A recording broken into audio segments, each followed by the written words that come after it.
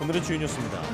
전공의 집단 사직을 부추긴 혐의로 경찰에 소환된 대한의사협회 집행부 3명이 혐의를 부인하고 일부는 조사를 거부했습니다. 이런 가운데 서울대, 연세대 등 전국 19개 의대 교수들이 공동 비대위를 꾸려 집단으로 사직할 움직임을 보이고 있습니다.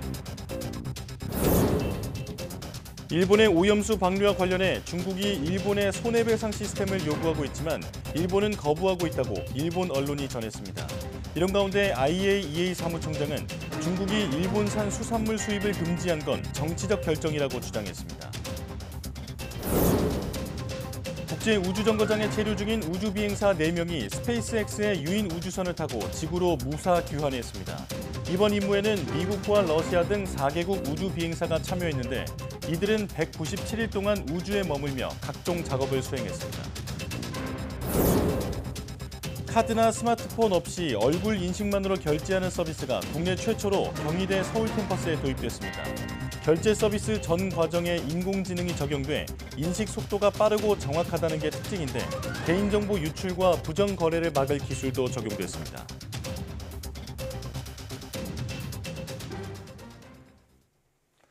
여러분 안녕하십니까? 3월 13일 사이언스 투데이입니다. 전공의 집단 사직을 부추긴 혐의로 고발당한 김태구 의협 비대위원장 등 집행부 3명이 경찰 소환 조사를 받았습니다. 이들은 전공의들이 자발적으로 사직했을 뿐 선동이 아니라며 혐의를 부인했고 일부는 출석 1시간 만에 조사를 거부하고 귀가했습니다. 임성재 기자입니다. 피의자 신분으로 경찰에 출석한 김태구 비대위원장이 14시간가량 조사를 받고 청사를 빠져나옵니다. 김 위원장은 전공의 사직은 선동이나 사주 때문이 아니라며 혐의를 부인했습니다. 전공의 선생님들이 미래가 없기 때문에 스스로 사직하시고 떠나신 부분에 대한 이야기들, 그런 부분에 대해서 이야기를 나눴습니다. 김 위원장과 함께 경찰에 출석한 박명하 조직강화위원장 역시 혐의를 부인하며 정부의 강경 대응 기조에 아쉬움을 표했습니다. 정부는 2,000명에서 절대 후퇴하지 않고 강경 대응하고 있습니다. 안타깝게 생각하고 대화의 장, 협상 테이블에 나와 주십시오. 두 사람은 전공의 집단 사직을 부추겨 대학병원 업무를 방해한 혐의를 받습니다. 경찰은 의협 사무실 압수수색 등에서 확보한 증거물을 바탕으로 이들이 전공의들에게 구체적인 지시를 내린 건 아닌지 추궁한 것으로 알려졌습니다. 같은 혐의로 두 사람과 함께 경찰에 출석한 이면택 대한소아청소년과 의사회장은 출석 일자 등을 문제 삼으며 1시간여 만에 조사를 거부하고 귀가했습니다. 이에 대해 경찰은 유감이라며 다시 소환 일자를 지정해 통보하겠다고 밝혔습니다. 이로써 지난달 27일 보건복지부가 수사를 의뢰한 지 불과 보름 만에 고발당한 5명 모두 경찰에 출석하게 됐습니다. 주수호 의협 비대위 언론홍보위원장과 노환규 전 의협회장은 지난주 경찰 소환 조사를 받았습니다. 전공의 사태 관련 고소고발도 잇따르고 있습니다.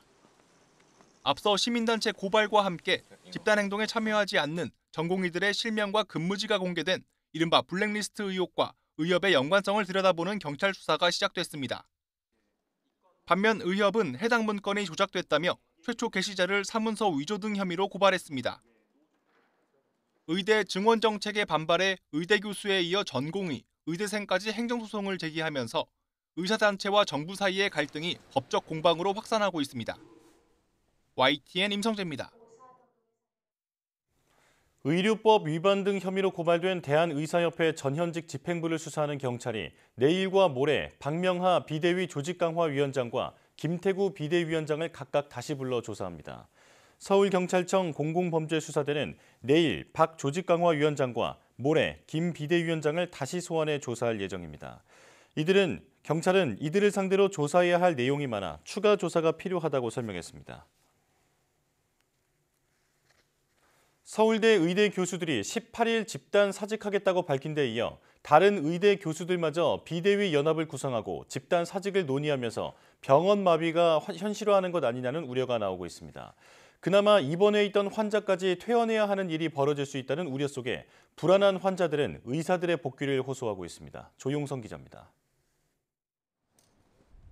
보이산 의대 교수에 이어 국내 최대 수련병원을 운영하는 서울대 의대 교수까지 의대 교수들의 사직결의가 계속되면서 병원마다 초긴장 상태가 이어지고 있습니다. 전공의에 이어 전문의 그리고 교수들까지 병원을 떠나면 결국 병원에 남는 건 사실상 간호사들뿐. 응급실과 중환자실은 유지한다지만 상급 종합병원으로서 기능은 마비된다고 볼 수 있습니다.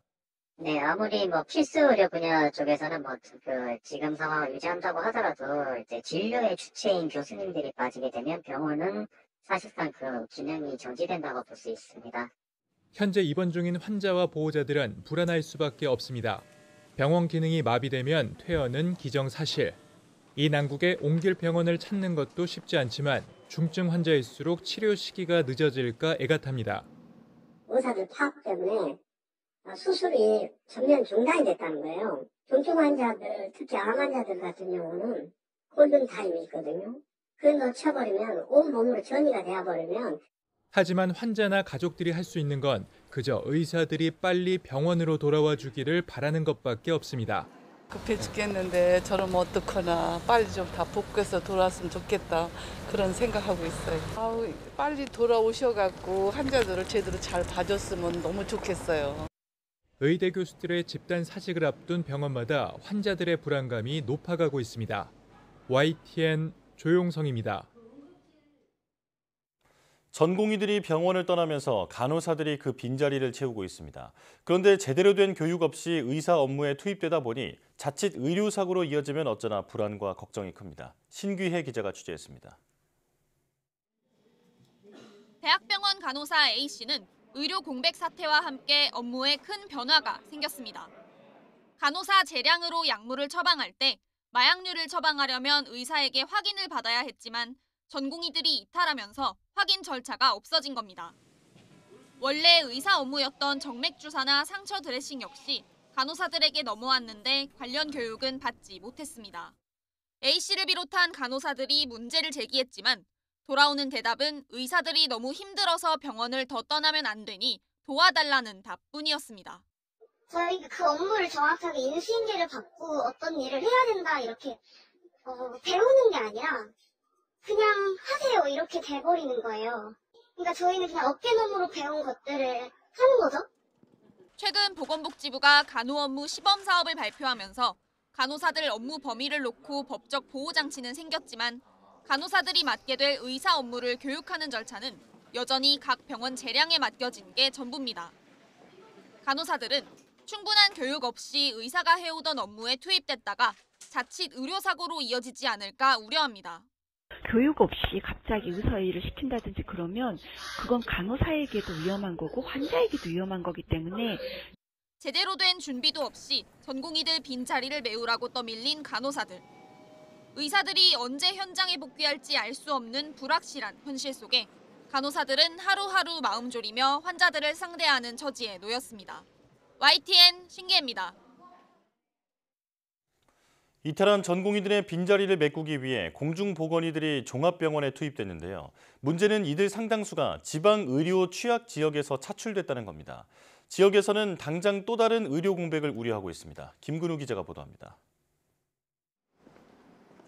대구 달성군 논공읍에 있는 보건지소입니다. 공중보건의가 순회 진료를 오는 날이지만 정작 진료실은 텅 비었습니다. 담당 공보의가 종합병원 응급실로 파견되면서 진료할 의사가 없어진 겁니다.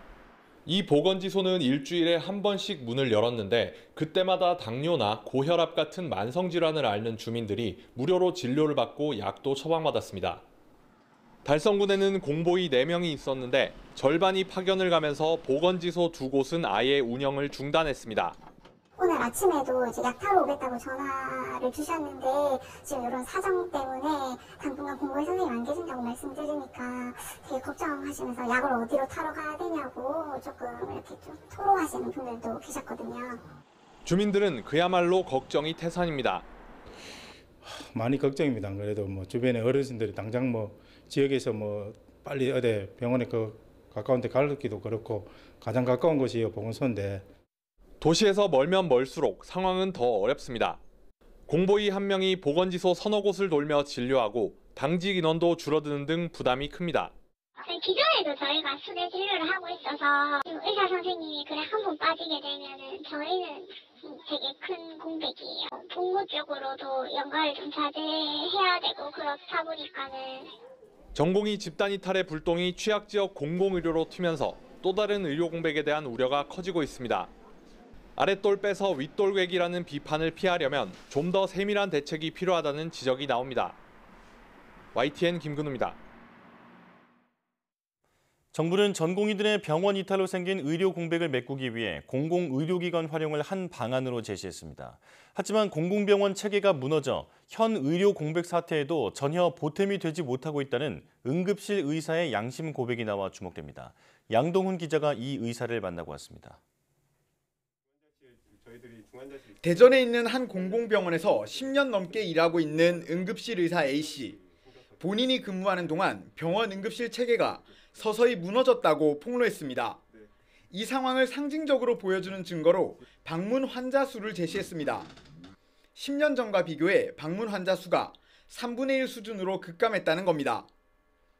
실제로 병원 측에 확인했더니 지난 2019년 5,600여 명이던 환자가 지난해에는 2,400여 명으로 줄었습니다. 2013년도에 여기 처음 왔을 때는 평일에 환자 수가 20명, 30명, 주말에는 3, 40명 정도 됐고, 근데 지금은 하루에 4명, 5명. 그런데 A씨는 이런 상황을 병원에서 의도적으로 만들었다고 주장했습니다. 심정지 환자가 응급실에서 사망하자 환자 보호자까지 있는 앞에서 문제 생기면 어쩌려고 이런 환자를 받았느냐고 타박을 들었다고 토로했습니다. 또 지속 관찰이 어렵다, 복강경 수술을 할 의사가 없다는 등 의사인 A씨 입장에서 이해하기 어려운 이유로 환자를 못 받은 것도 여러 번이라고 말했습니다. 사정이 이렇다 보니 의료 공백으로 공공병원 역할이 중요해진 지금도 응급실 환자가 전혀 늘지 않았다고 했습니다.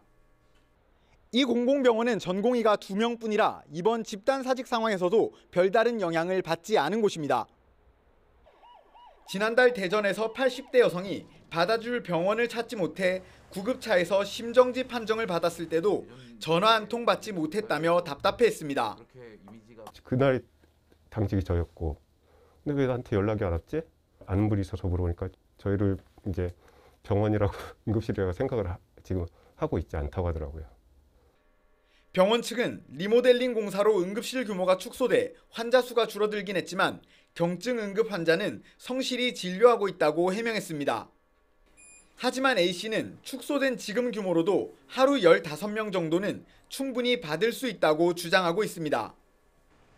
A씨는 결국 병원 측을 이해할 수 없다며 최근 사직서를 제출했는데 전공의 집단 이탈 사태로 필수 의료 유지 명령이 내려지며 반려됐다고 밝혔습니다.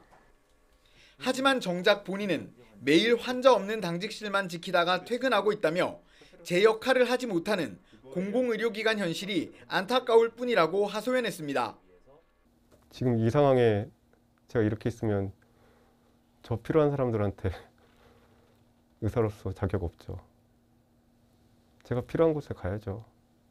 여기가 바뀌지 않으면요. YTN 양동훈입니다.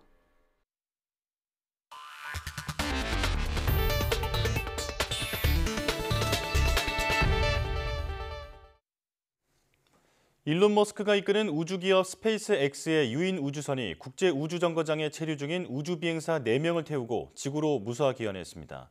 미 항공우주국은 ISS의 우주비행사 4명을 태운 스페이스X의 우주선 캡슐 드래건이 현지 시간 12일 오전 5시 47분 플로리다 북서부 펜서콜라 앞바다에 무사히 착수했다고 밝혔습니다.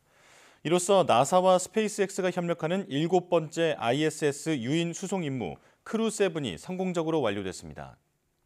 이번 임무에는 나사 소속 11개 미국인 여성 우주비행사 제스민 모그벨리를 비롯해 유럽 우주국 소속 덴마크인 안드레아스 모겐센, 일본 우주항공연구개발기구 소속 후루카와 사토시, 러시아 연방우주공사 소속 콘스탄틴 보리소프 등 4개국 우주비행사가 참여했습니다. 이들은 지난해 8월 26일 드래건 캡슐을 타고 지구를 떠나 ISS에 도착한 뒤 197일 동안 우주에 머물며 과학실험과 기술시연, ISS 설비 유지 보수 활동 등을 수행했습니다. 최근 미국 항공기 제작사 보잉 관련한 사고가 잇따르는 가운데 보잉의 737 맥스 여객기 인도 지연으로 미국 항공사들이 사업 계획에도 차질이 빚어지고 있다고 미 CNBC 방송이 보도했습니다. 미 사우스웨스트 항공은 현지 시간 12일 실적 발표에서 2024년도 운송 전망과 실적 전망을 하향 조정하며 보잉 737 맥스 항공기의 인도 지연을 들었습니다. 밥 조던 사우스웨스트 최고 경영자는 이날 JP모건이 주최한 항공산업 컨퍼런스에서 보잉은 더 나은 회사가 돼야 하며 그래야 여객기 인도가 뒤따를 것이라고 꼬집었습니다. 미국 알래스카 항공도 이날 컨퍼런스에서 여객기 인도 시기에 대한 불확실성으로 2024년 운송 전망이 유동적이라고 밝혔습니다. 알래스카 항공은 보잉에 대한 미 연방항공청 및 법무부 조사로 여객기 인도 지연이 발생하고 있다고 설명했습니다. 미국 항공당국이 비행 중 동체 구멍 사고 이후 보잉의 737 맥스 기종 생산 과정을 검사한 결과 점검 항목 102개 가운데 40개에서 문제를 발견한 것으로 확인됐습니다. 뉴욕타임스는 현지 시간 11일 보잉의 737 맥스 생산에 대한 연방항공청의 검사 결과 설명 자료를 검토한 뒤 이같이 보도했습니다. 연방항공청은 구체적으로 보잉과 관련해서는 89개 항목을 점검해 이 가운데 56개는 합격, 33개는 불합격 판정을 받았고 또 97건의 규정 위반 사례를 추가로 발견했습니다. 또 동체 공급업체인 스피릿 에어로 시스템스에 대해서는 13개 항목을 점검해 6개는 합격, 7개는 불합격 판정을 내렸습니다. 앞서 연방항공청은 지난 4일 검사 결과를 발표하면서 품질 관리 요구사항을 준수하지 못한 다수 사례를 발견했다고 밝혔으나 구체적인 내용은 공개하지 않았습니다. 이제부터 스마트폰이나 카드를 놓고 나왔더라도 얼굴만 보여주면 결제를 할 수 있게 됐습니다.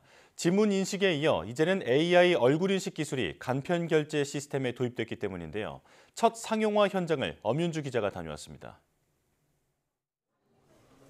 점심시간을 맞아 학생 식당 무인 단말기 앞이 학생들로 북적입니다. 투입기에 카드나 스마트폰 대신 얼굴을 대니 주문한 메뉴의 결제까지 빠르게 진행됩니다. AI 얼굴 인식 기술을 도입한 간편 결제 시스템이 이곳에서 처음으로 상용화된 겁니다. 카드나 핸드폰 없이 그냥 얼굴 인식으로 바로 빠르게 결제를 할 수 있어서 편리했고, 카드 지갑을 두고 왔을 때나 핸드폰 배터리가 없을 때 결제를 할 수 있어서 편리한 것 같습니다. 전에 지갑을 두고 와서 학식을 못 먹은 적이 있었는데요. 이제는 지갑이 없어도 결제할 수 있어서 너무 편리할 것 같아요. 방법도 간단합니다. 미리 앱을 통해 얼굴을 등록하기만 하면 끝입니다. 대신 다른 누군가가 나인 척 내 얼굴 정보를 악용하는 건 원천 차단했습니다. 실제 얼굴이 아닌 사진으로 결제를 해보겠습니다.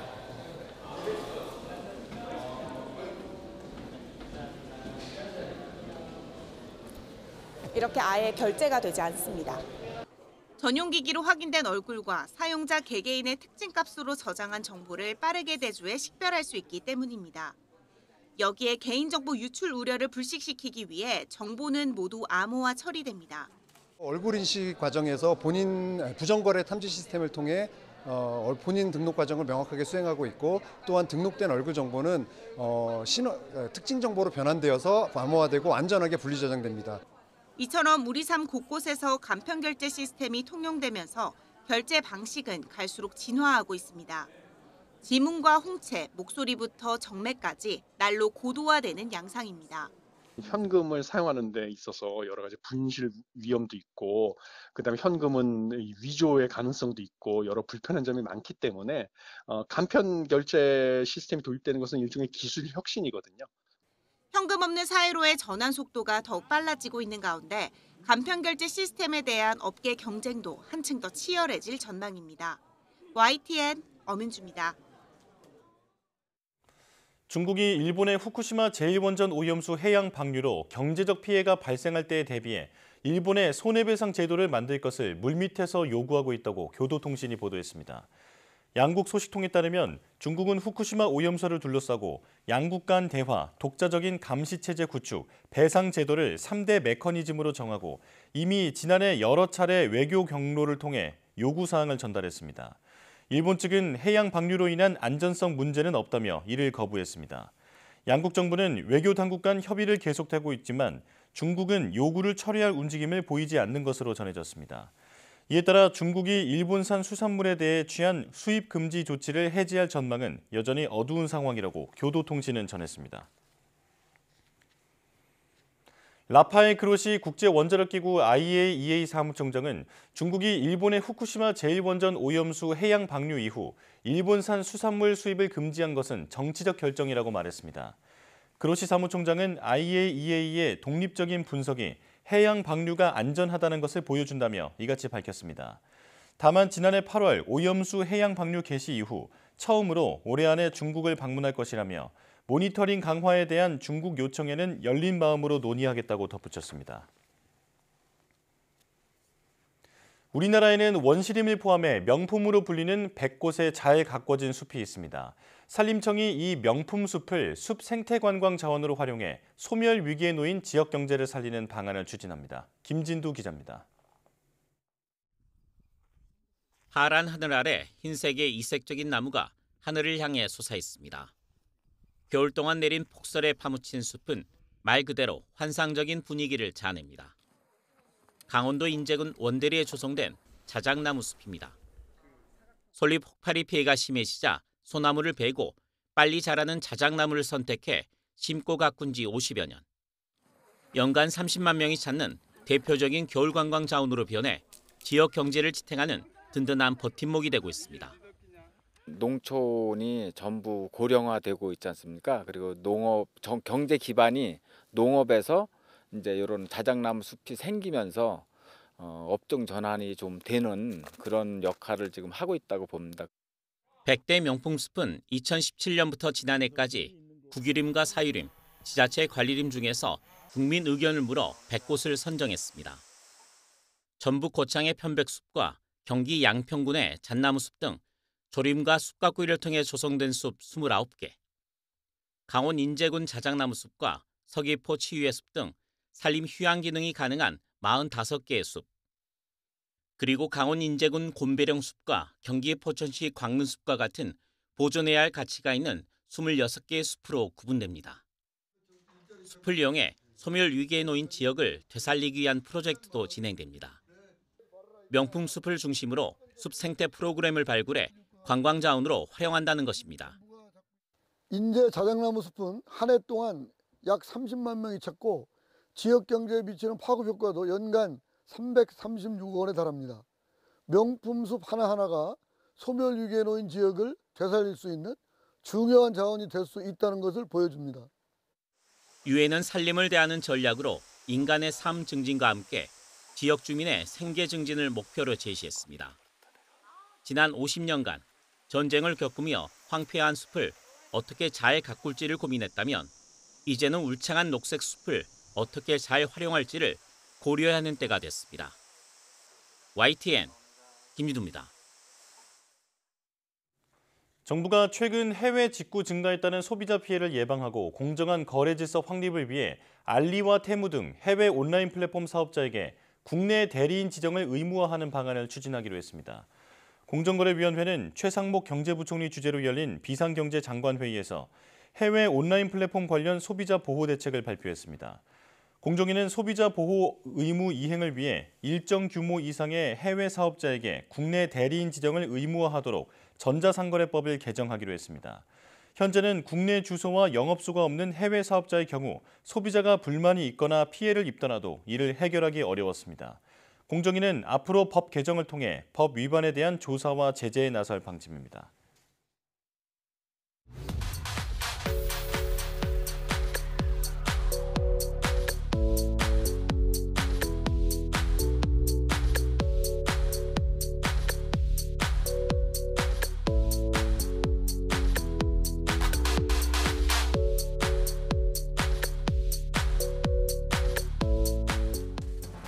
앞서 얼굴인식 결제 기술이 적용된 현장을 보시면서 쌍둥이처럼 매우 닮은 사람도 구별할 수 있을까 궁금했던 분이 많았을 것 같습니다.